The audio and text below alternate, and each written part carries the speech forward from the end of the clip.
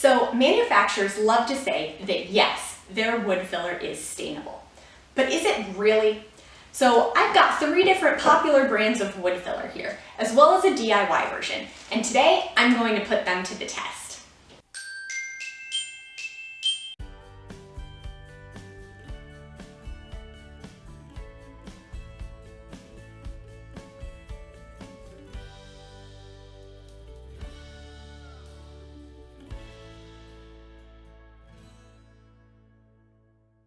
All right, so here we go. Each type of wood filler you see here got tested twice. One with a dark chestnut stain, the other with a lighter gunstock stain. So if I flip over our Minwax, this was the gunstock.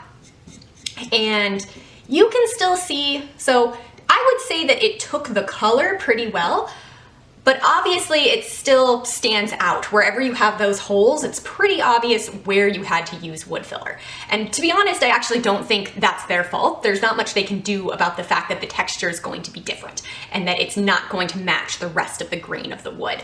So I actually think it did as good of a job as it could have, but on a lighter stain like this, it's not just going to blend in perfectly. For the second one, with the darker stain, which there's some sawdust on here, sorry about that. For the darker stain, I actually think this was great. It's almost hard to see some of the places, like there was a hole here and there was a hole here and you can barely tell. Over here, this one's a little bit more obvious, but generally I'm pretty impressed with how this one turned out. For the DAP plastic wood, here was the gunstock. I would say that the wood filler here didn't take the stain quite as clearly as the one over in the Minwax. Yeah, it's all right. This one, once again, the darker color really does a lot to disguise the texture. You can still see the texture differences, but the color itself matches the surrounding wood pretty well.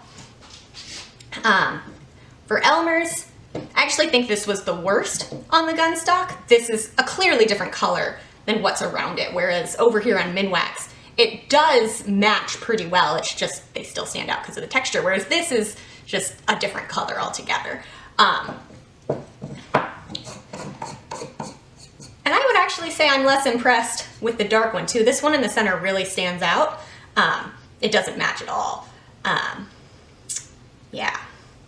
And finally, DIY. This was just a mix of some sawdust and wood glue. It's all right. The one comment I'll make is on this lighter one, the different pieces of sawdust in there, some of them take the stain differently, and it ends up a little darker. It's all right, not perfect. The dark, decent job on the dark. In fact, I think there's at least one hole that I can't even find right now. So here's one of the holes, here's another one, but there's a fourth one, maybe right there. I'm not even sure where it was. So I'd say that did pretty well, the DIY version. So what's the takeaway? First off, if you found this useful, make sure you hit subscribe below. I do experiments like this all the time, and I wouldn't want you to miss out on them. Secondly, I think it's pretty clear that the darker wood stains do a lot to disguise the wood filler. So if you're in a situation where you know you want to stain and you know you're going to have to use a lot of wood filler, I'd try and pick a darker stain. Finally, if you're planning to use wood filler on your piece, I would test the stain and the wood filler on a piece of scrap wood in advance. I think I would definitely want to know what my wood filler was going to look like with the piece before I put it on the piece.